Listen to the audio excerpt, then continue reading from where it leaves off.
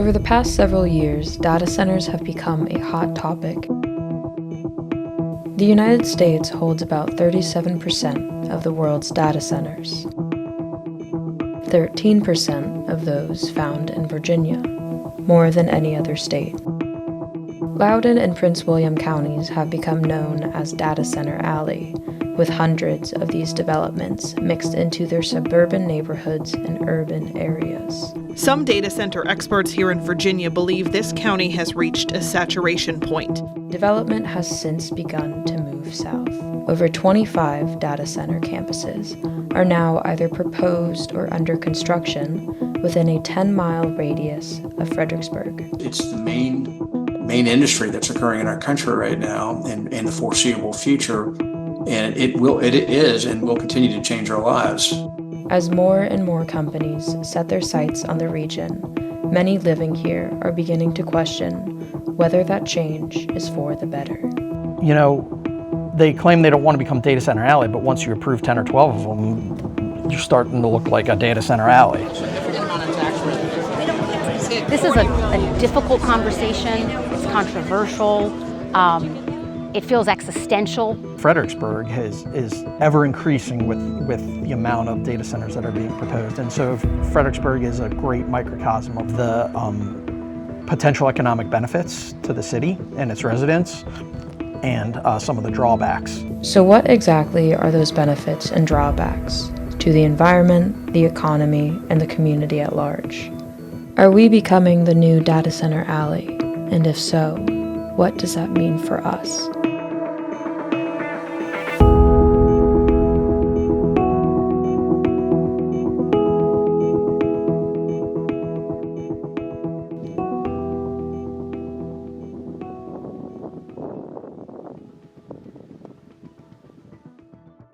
To start, we have to ask, why all the data center development here? When it comes to data center markets, there's Northern Virginia, and there's everywhere else. Virginia's place as a tech hub stems largely from early government and military investment in internet infrastructure. This is the world's digital infrastructure center of the universe, all fed by unmatched fiber networks and reasonably priced energy providers. Today, roughly 70% of the world's internet traffic runs through the Northern Virginia region. Northern Virginia was sort of ground zero for data centers in Virginia. And now Central Virginia is sort of that second evolution. Prince William and Loudoun have become built out, Data Center Alley. They moved south for cheaper land and obviously friendly tax rates. Stafford County has dollar signs in its eyes, like much of Northern Virginia has had previously, with massive new interest from data center developers. Development first began in the region in 2019. Since then, about 4 data center campuses have started construction, and at least 18 have been proposed or planned. And I was aware of some of their environmental impacts, but I really wasn't fully aware. I thought, it was more of a Northern Virginia kind of issue.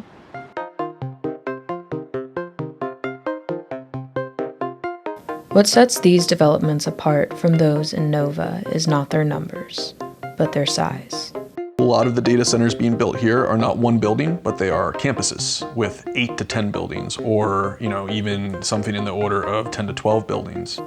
The use of campuses allow companies to house multiple centers on a single plot, some holding up to 23 buildings and spanning hundreds of acres. These new campuses are largely hyperscale, meaning they use far more land, power, and water than their predecessors in Northern Virginia. We've increased the amount of demand for the cloud and now AI, so we're seeing lots of applications for much larger projects. There was sort of a blank slate, if you will, to create a new data center environment and new investment, and to concentrate those data centers and create these hyperscale data centers. Let's take a closer look at one example of a hyperscale development that is currently under construction, the Stafford Technology Campus, or STC. While a typical Loudoun County data center uses 17 to 20 megawatts, the STC will be a 1 gigawatt facility, an amount equivalent to 1% of the entire state of Virginia's current power use. The Powerhouse 95 campus in Spotsylvania would consume almost the same amount. In Virginia, right, that we have approved and we are right now building data centers that will use more energy than the entire state of Vermont. I think people who have taken the time to educate themselves on the issues and the data probably see energy consumption and electricity as their primary issue. As the data center builds out more and more and more across Virginia, we're talking about doubling or more the total energy consumption, the total electricity consumption in this state. You cannot possibly meet that through renewable energy. The region now faces the issue of how to meet these new immense power needs. You can blame data centers, you can blame EVs, you can blame all of us because we're driving the demand. The reality is we're not generating enough power in Virginia, and we should be generating more. My experience of talking to the data center developers through this process is that they are extremely willing to invest in carbon neutral power generation. You know, they're trying to make sure that they have enough power.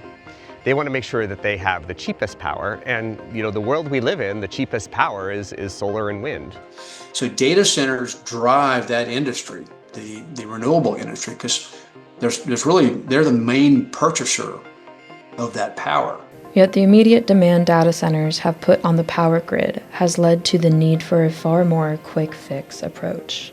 Dominion Energy says it's planning on building a new power plant in Chesterfield County to help keep customers' lights on during extreme temperatures, as current use is putting a strain on the area's power grid. There was once a time, right, in Virginia where we said, not only are we not going to build new fossil fuel infrastructure, we're going to retire the existing fossil fuel infrastructure. But now, in practice, like we've just abandoned that goal. And it terrifies me. The land usage of hyperscale facilities is unlike any amount seen in NOVA. When finished, the STC campus will include 26 separate centers and encompass 524 acres, over 2 times the size of the entire University of Mary Washington's campus, and about 5 times the size of Fredericksburg's historic district. So I think what you're looking at here is a really good example of what's called clear cutting, right? Which happens most predominantly in development, where obviously you see that everything is wiped out. There's nothing remaining. And the challenge of that when we're talking about something like data center development is if you're going to have clear cutting, you're talking about hundreds of acres of clear cutting. Obviously, I'm sure people have heard about recent studies around the heat islands, that when you don't have the tree canopy, boom, hotter. Data centers, because the heat is emanating off because they're expelling the heat when cooling, is creating localized heat island effects on their own, up to 16 degrees more. And then if you pile the loss of urban tree canopy on that, you can see how you double, it's kind of a double whammy there. So what then are the advantages of these developments, and how do they benefit the area? You know, sometimes people who were skeptical about data centers would come to council and say, oh, you know, you only want to do this for the money, which I thought was a really weird accusation, because I'm like, yeah, that is actually why we're doing it, right, is for the tax revenue.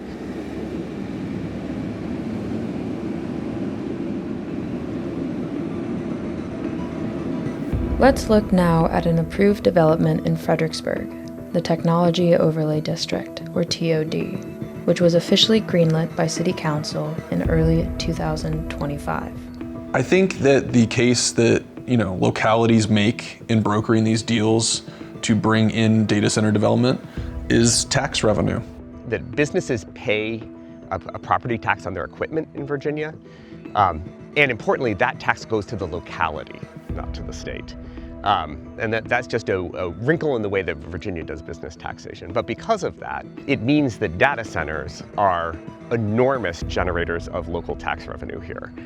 Because They're not only paying the property tax on the building and that kind of thing, but they're paying property tax on all the equipment that's inside that building. And data centers are basically nothing but giant warehouses full of incredibly expensive equipment. For the TOD project, the facility is set to house 2.5 million square feet of server space, generating an estimated $60 million in tax revenue for the city of Fredericksburg. The TOD that we're standing in right here, the study that we commissioned was projecting something like $60 million a year, generating almost half of our annual budget from a business, right, not from residents, would be completely transformative in terms of what we could do in the city, the kinds of things we could build, the things we could do with our schools. Another economic impact to the area is an increase in job opportunities. I think there's some truth in the claims that, these are good construction jobs, these are good trades jobs.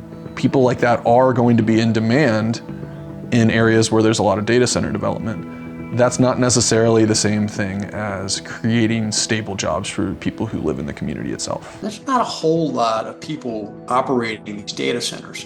So a 250,000 square foot data center on a 24/7 rotation is about 30 people. Now, those jobs don't typically scale with the data center size. Stafford's VA4 campus, which is planned to be a 929,000 square feet facility, would create only about 60 permanent jobs. Okay, I think we're ready. Please cast your vote. Many decision makers and elected officials saw a chance to take advantage of these economic benefits for their locality and took it before they were gone. If we don't do a data center, we're doing a disservice to the residents of Fredericksburg. Well, I've heard it too. I've heard the idea that it's inevitable, so let's get ours, essentially, right?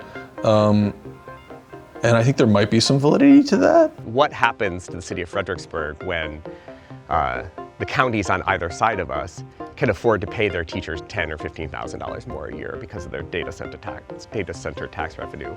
Or what happens when they can pay their first responders, their police, their firefighters, their EMS folks $10,000 or $15,000 a year more?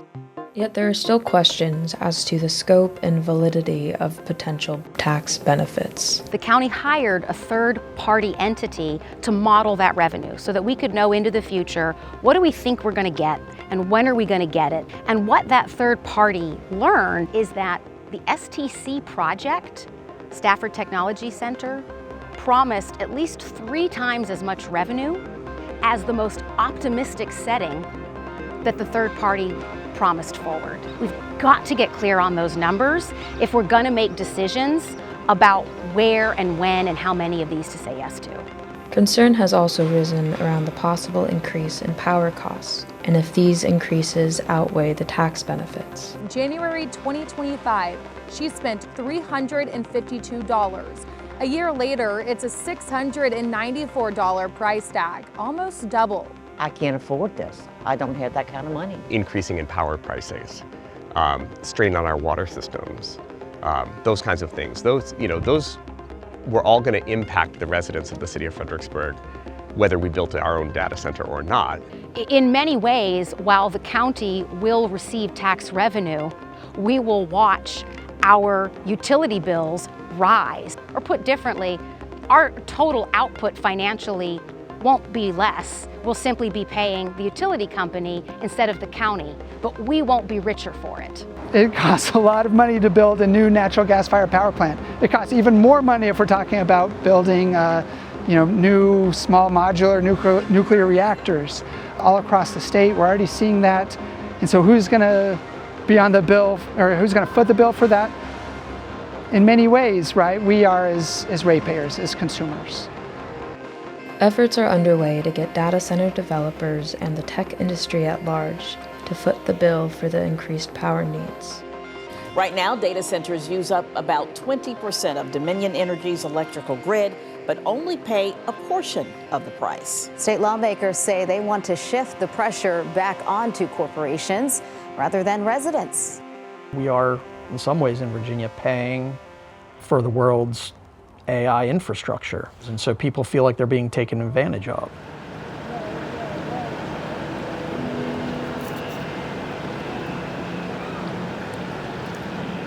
Beyond land and power, hyperscale data centers consume large amounts of water. Northern Virginia centers have already put considerable strain on the Potomac River and other local waterways, leaving their mark not just on human residents, but the animals and ecological systems reliant on those areas. This was the first project in a while, I think, that FOR had to get involved. We had some challenging interactions back and forth. With projects like the TOD, which sits just off the Rappahannock River, similar worries about water usage and ecological health have become a point of contention in the discussion. You do see at various points in build-out these facilities drawing from bodies of water that are, in some cases, endangered, and the Rappahannock River is somewhat endangered. Data centers produce a lot of heat, and they have to cool themselves. And there's sort of two ways they can do it, right? One is to use what's called a closed loop system, which is basically works like a giant air conditioner in your home. It doesn't consume water, but a closed loop system consumes a lot more power. Another way is through evaporative cooling. If you think about just a massive swamp cooler inside these big data center facilities, that use very large amounts of water, that might use hundreds of thousands of gallons a day, or they might even use millions of gallons a day. With 5.8 million square feet of server space, the STC will consume up to 5 million gallons of water per day. I would say that's the biggest, the misconception is that they're pooling nonstop.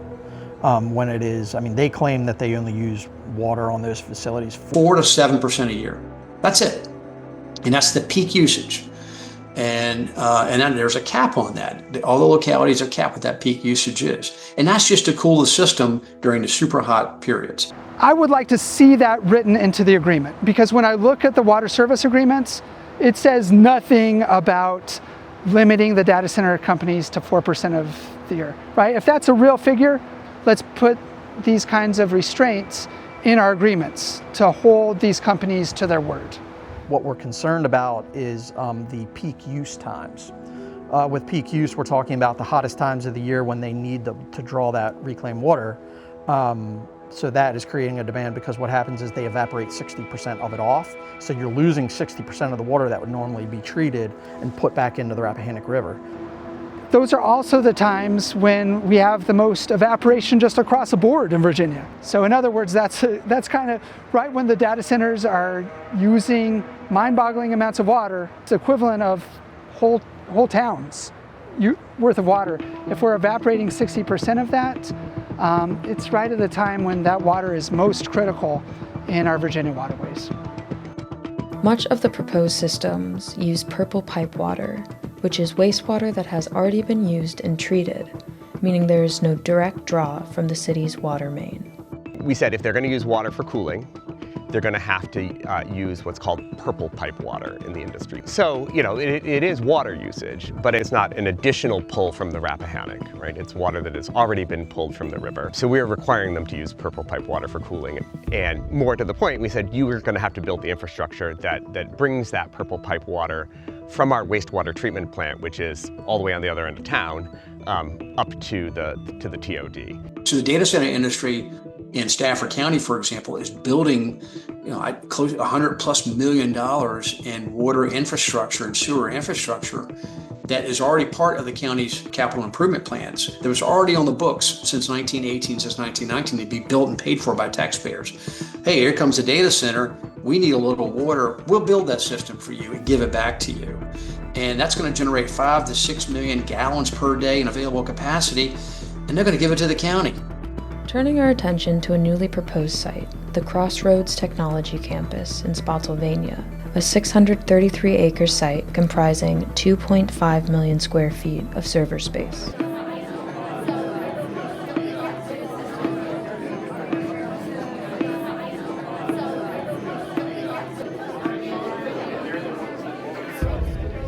While While earlier developments in the area passed through quietly without much public oversight, newer developments like Crossroads are galvanizing community concern. I don't think we are culturally nor financially ready to make this decision right now. Like, I'm not part of any activist group. I'm just a mom who was worried about data centers. So I've just been getting a petition in the Lees Hill area against the data center. We don't want it in our backyard. I think that we're starting to see just a broad sort of distrust of this sort of development. Never have I seen this many people out, active, having questions about, what a project is coming. And I think it's because we're hitting a tipping point where people are finally saying enough. Why can't you do recycling water within your facility? Why do you have to bring in more water every day? I understand the necessity of building the data center infrastructure, but I also kind of get the other side too of like, hey, you're throwing this on us without a whole lot of rationale about why this is necessary. Many of those concerns relate to zoning and fears of centers being built next to neighborhoods and other residential areas, akin to the case of Loudoun County. There's a certain amount of NIMBYism or resistance to things being built in my backyard for all kinds of developments you see play out again and again. We're concerned about the noise, the lights, the water, mostly our well-being. I mean, these are buildings the size of city blocks, transmission lines that are 100+ feet high. So imagine living, working from home, walking your dog, sitting on your porch, while all of that construction is going on, not for 18 months, which sounds pretty rough as it is, but for years. Since construction began across the street roughly 1 year ago, Newsom says his family's life has been turned upside down. So this is just constant? Yeah, all day, every day. Data centers as industrial developments are just lit up, so there's just all these light impacts. They can have noise impacts. It just can change the feel of one's neighborhood. There's no getting around it, right? They are ugly, and data center developers sometimes try to dress up the buildings a little bit to make them a little bit less ugly, but it's a lipstick on a pig situation. There's also this sense of development seeming out of our control, with centers springing up everywhere without needed oversight or consideration of the consequences. 3 years ago, I no, these data centers can't be here, and then I watched everybody vote for them. I would love to see something better. This is a really important decision that's going to affect us for 30, 50 years, and we're not doing it right, so I'm really concerned. I think people want to know that their local government is looking out for the local community and is able to be fully transparent with the local community. I think that's part of the problem, is that we don't have good oversight happening at higher levels. And so we have created this environment where at the local level, we need the tax revenue. And then the things that are out of our hands, the consequences of that, we throw our hands up and say, well, but that's out of my hands. It's not my circus, not my monkeys. They're not caring for their constituents. They are abandoning us for easy money. We managed without this money prior to this. Why can they not creatively do their jobs to solve the problems that we already have, needing help with infrastructure, needing to pay schools, whatever? Why introduce entirely new problems to solve another? We really need to be clear on precisely how much revenue we need, precisely what the end goal is here, so that we don't cannibalize our community in the process. We've been part of the fastest growing region in Virginia for decades. And I think that it's just really important that we make wise decisions at this point in our history, because I think that growth could really make Fredericksburg a better version of itself, or it could swamp us and make us a worse version of ourselves. If it's true and development is bound to happen, is there such thing as responsible development? And if so, what would that look like? Responsible means that where we site it, simply put, makes sense. If I put a heavy industrial use right next to other heavy industrial use, that makes sense. Part of what we're trying to say is to think more globally, more comprehensively, and holistically to say, okay, this will be developed eventually, in theory, right? What is responsible development here that doesn't wipe out downstream development? How do we do that well? When we're talking about responsible data center planning, the first question is, how many does a locality need? Environmental advocates are pushing for an immediate moratorium on new data center approvals, permits, and grid connections. Grassroots efforts are appearing alongside the data centers, encouraging communities to become involved and engaged with the issue, promoting communication, activism, and amplifying the voices of the people. It's really significant that as we have these conversations, we do them with dignity. It ceases to even sometimes be about the issue as it is about adults fighting like children with each other. That sounds silly, but it's so important that we keep the common good and each other's humanity in front view. I just find it really interesting how it's affecting the psyche of people, and I don't want that to happen. I want it to be something that people understand and why it's necessary and how it helps their lives as well as supports the economy. We're seeing a major development that will be here with us, like we said, for a very long time. So however people feel about data centers, I just encourage people to be engaged in the process. People need to speak their mind. People need to write their local elected officials. People need to show up to meetings. People really should get involved.